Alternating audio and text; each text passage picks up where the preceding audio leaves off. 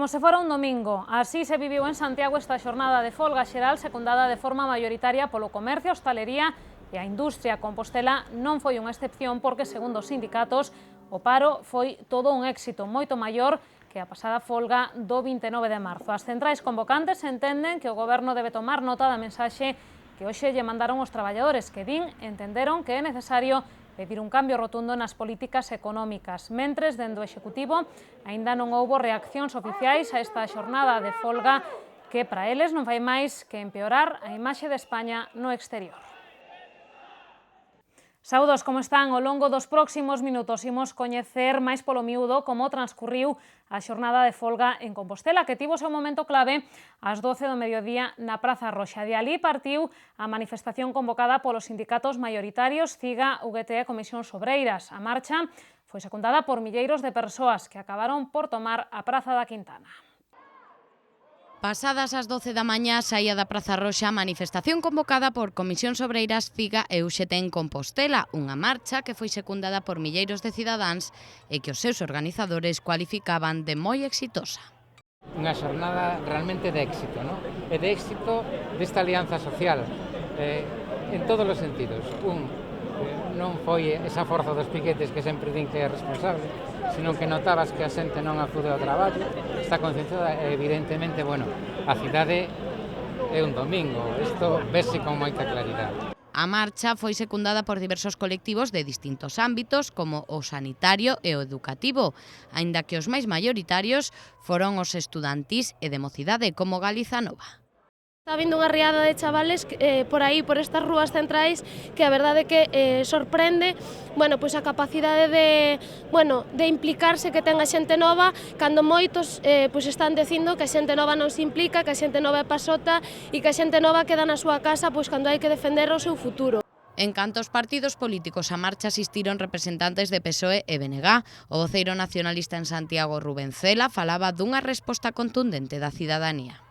Eu vexo como unha resposta cívica contundente da sociedade de Compostela e do conxunto do noso país o goberno galego e o goberno español. Eu creo que o que hoxe se di nas rúas é que basta xa de rescatar bancos e deixar caer as persoas, que basta xa dunha política de falsa austeridade que recorte tras recorte o único que nos provoca é máis paro, máis precariedade, peores servicios públicos e, en definitiva, unha sociedade infinitamente peor. A marcha percorreu boa parte da zona nova, continuando pola Praza de Galicia e o casco histórico para rematar na Praza da Quintana. Aínda que estaba convocado o final na Praza das Praterías, o espazo quedábase pequeno e foi necesario trasladalo a Quintana. Alí os representantes dos sindicatos amosáronse moi críticos cos gobernos do Estado e da Xunta. A presidencia da Xunta de Galicia, un señor, un sinvergüenza, un cara dura, que onte estaba dicindo nos medios de comunicación que o que hoxe estamos facendo aquí, un dos maiores exercicios de democracia popular que podemos exercer o povo, estaba dicindo que eso era unha vergoña para Galicia e para o Estado. Que isto non ia servir para nada. A espera de coñecer as cifras oficiais ofrecidas pola Policía Local, os organizadores da manifestación falaban duns 30.000 asistentes en Santiago. Unha manifestación multitudinaria nunha xornada de folga que se caracterizou pola normalidade e polo amplo seguimento en Compostela, no centro da cidade, en contra do que adoita ser habitual nestas convocatorias. Hoxe non houbo demasiados enfrontamentos entre os piquetes e os que decidiran abrir os seus negocios, e que, todo hai que dicilo, a primeira hora da mañá, a maioría das reixas estaban baixadas e moitos establecementos lucían cartéis de apoio á folga xeral. Pequenos comercios, algunha que outra cadea téxtil, perruquerías e mesmo a cafetería do Hotel Araguanei. Este 14 de novembro foron maioría os establecementos do ensanche que decidiron sumarse á folga xeral, nunha xornada que transcurriu con maior tranquilidade do que adoita ser habitual. Pouco traballo tiveron os piquetes que empezaron a percorrer a zona nova da cidade dende minutos antes das 10 da mañá para asegurárense de que ningún negocio subía a súa reixa. Aínda así, houbo varios enfrontamentos entre sindicalistas e comerciantes que non querían ir á folga, e todos eles co mesmo final. Esta zapatería, esta tenda de roupa ou esta xoguetería acabaron pechando as súas portas para, dicían os seus propietarios, evitar males maiores. Outros, como é tamén habitual, limitáronse a subir as reixas a medias para evitar o paso dos piquetes e despois seguir traballando con normalidade. E houbo os tamén que non tiveron opción. Varias oficinas bancarias do ensanche atoparon as pechaduras taponadas con silicona, de xeito que os cerralleiros tiveron máis traballo que nunca nesta xornada de folga. Casos que para os sindicatos son simples anécdotas no medio dun seguimento masivo da folga. Pero a realidade é que é unha xornada, digamos, bastante tranquila no sentido de que a xente tomou a decisión de non abrir, non? E entón, nese sentido, se están cumplindo as expectativas que nos tiñamos marcado nesta folga, no sentido que non é unha folga ordinaria estritamente de traballadores, non?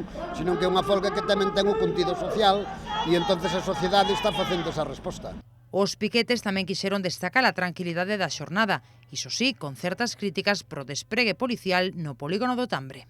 Sí, está tranquila, se non fora eso, que no polígono de verdade, que era un cordón, que, pero además, eu creo que se pasaban un pouco no sentido de tocar, porque dicen, por favor, é dicir, que non podíamos estar ni no medio, encima das aceiras, é dicir, das beiras, é dicir, non, pues, bueno, bastante triste.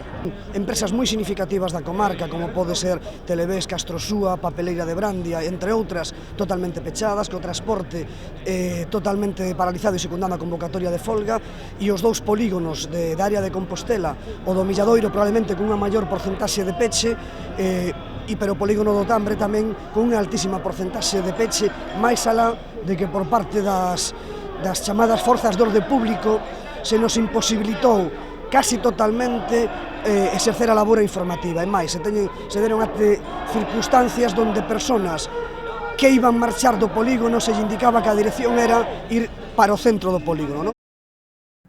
No polígono do Tambre rexistrouse o principal incidente da xornada en Compostela. Un sindicalista foi detido pola mañá ante a súa negativa a identificarse tal e como lle reclamaban as forzas de seguridade. A marxe diso, a xornada na principal área industrial da cidade caracterizouse pola ausencia case total da actividade, deixando imaxes máis propias dun domingo que dunha xornada laboral. De feito, segundo os sindicatos, o volume de tráfico era tan só dun 20% con respecto ao que é habitual. No polígono do Tambre podemos dicir, eu, digamos, personalmente estuve ali hasta as 9:30, dende logo a actividade era nula e a presencia de coches que se pode ver por si se retoma a actividade, dende logo sobre un día normal, por ser moi optimistas a favor do señor Feijóo, dende logo non superaba o 20%, non? Entón, nese sentido, o que quere dicir é que como mínimo 80% dos traballadores xa non se desplazaron ao Tambre e dende logo o 20% que se desplazou non están producindo, xa non están abertas as naves traballando, non?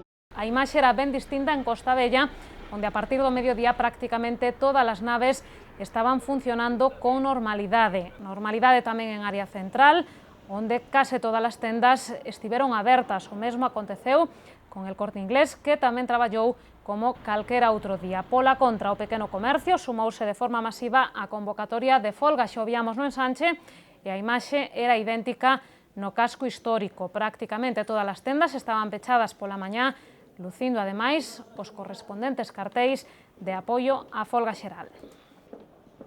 Segundo a Xunta, o seguimento da folga na Administración Autonómica nos seus organismos dependentes rondou o 25%. Os servizos mínimos cumpríronse con normalidade.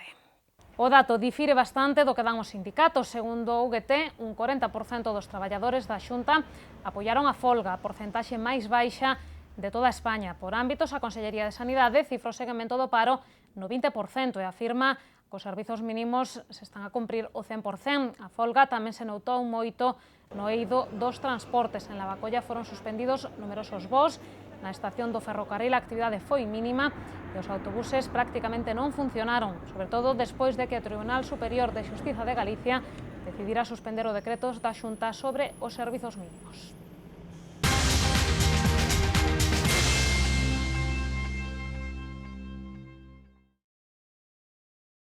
Deixamos xa a xornada de folga para falarlles de outros asuntos de interese. Mañá abrirá as súas portas o novo centro comercial das Cancelas, con 120 comercios e restaurantes para todos os gustos. Serán 50.000 metros cuadrados pro ocio e pro consumo que completa a oferta comercial de Santiago e Bisbarra.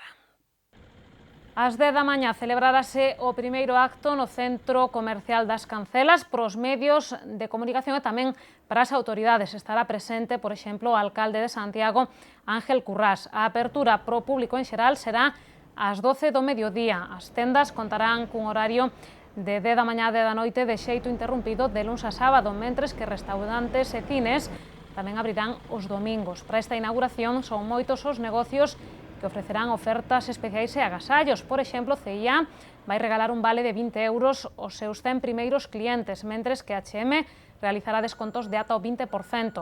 Ademais, o centro comercial ofrecerá máis de 2.000 prazas de aparcamento e wifi gratis en todas as instalacións.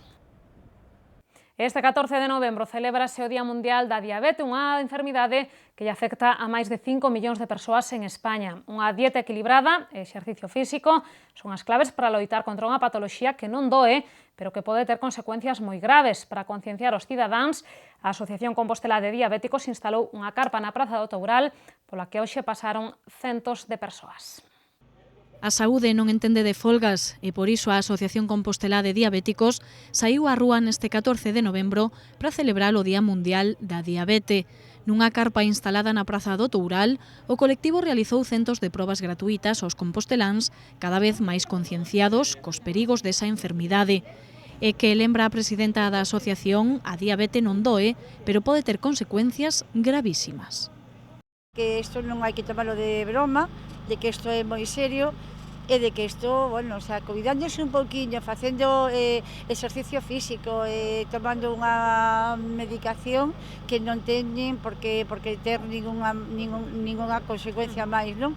Ahora, eso sí, todo paciente que este diagnosticado ten que facer caso, porque isto, dicir, bueno, isto é como é unha enfermedade que non doe, pois dice, bueno, pois hoxe pásome que hoxe pois hai unha celebración, unha boda, mañá xa verei. Non, a diabetes non entende nin de festas, nin de ferias, nin de mercadillos. Exercicio físico e unha dieta equilibrada son as únicas armas para loitar contra a diabete, unha enfermidade a que, por certo, tamén chega a crise.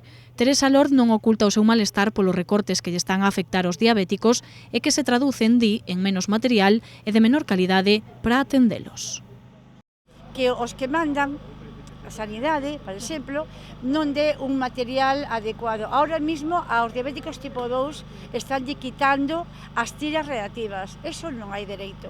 Non hai dereito porque un diabético maior, que en realidade o que máis patoloxías graves pode ter, non pode facer controles, non?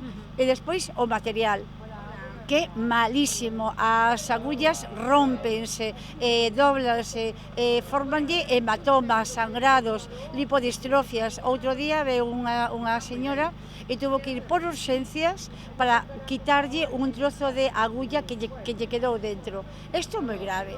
En España hai máis de 5 millóns de diabéticos e estímase que un 13% dos galegos padecen a enfermidade. Aínda que a diabete tipo 2 aparece asociada á obesidade normalmente a partir dos 35 anos, a asociación advirte da incidencia da patoloxía entre os máis novos. De feito, xa son máis de 200.000 os nenos en idade escolar que están diagnosticados. Imos facer unha pequena parada en Ribeira, onde esta fin de semana se presentaba o novo libro do escritor local José Vicente Domínguez baixo o título Beroto el Romano, o nacemento de Galicia. O artista ribeirense narra nela a unión de distintas tribos que vivían na costa galega para facer fronte aos romanos.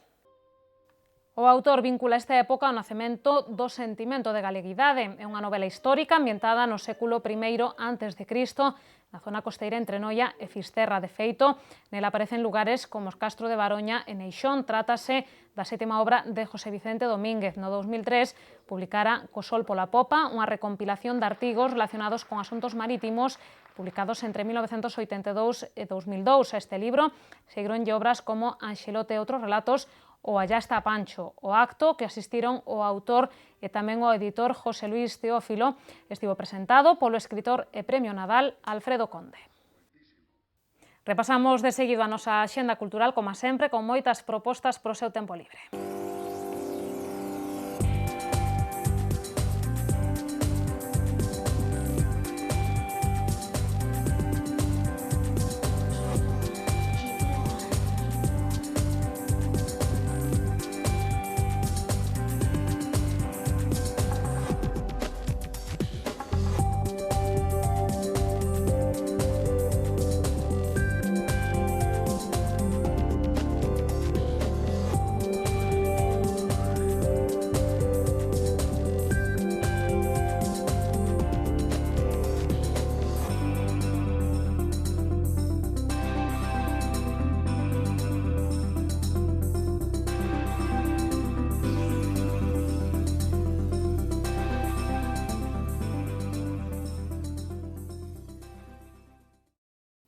E imos coñecer que nos depara o tempo pros vindeiros días e unha información que nos achega Meteo Galicia.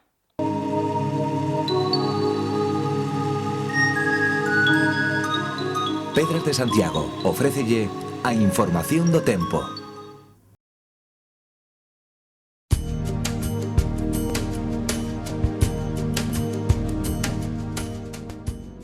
Mañá xoves formaránse néboas matinais no interior, quedando os ceos pouco anubrados conforme avanza a xornada, agás no sueste, onde haberá máis nubes. Xa na última hora da tarde irán entrando nubosidade polo suroeste, con chubascos que se estenderán de xeito disperso durante a noite. As temperaturas ascenderán entre lixeira e moderadamente, quedando as máximas en valores altos para esta época do ano. No venres agardamos intervalos anubrados con chubascos máis probables na madrugada e segundo transcorra a tarde. As temperaturas mínimas ascenderán entre lixeira e moderadamente, quedando as máximas en cambios significativos.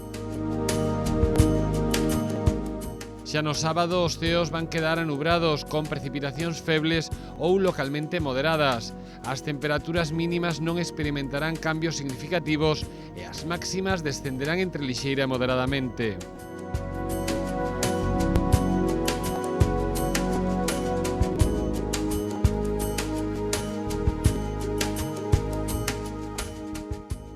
Mañá xoves en Compostela agardamos ceos con nubes de tipo medio alto e posibilidade de chubascos durante a noite, temperaturas en moderado ascenso.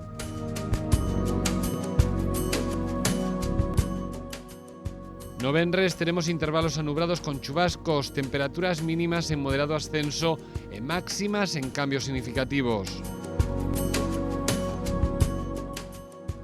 En canto ao sábado, a predicción fala de ceos anubrados con chubascos. As temperaturas máximas rexistrarán un lixeiro descenso.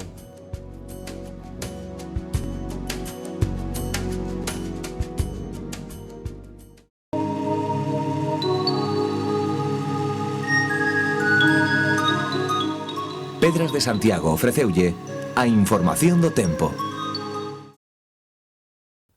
Ca información do tempo, como sempre, rematan as novas, unhas felicitacións de cumpleanos e regresamos nun minuto co preguntoiro, hoxe co voceiro municipal do PSOE, con Xosé Sánchez Bugallo, non se movan.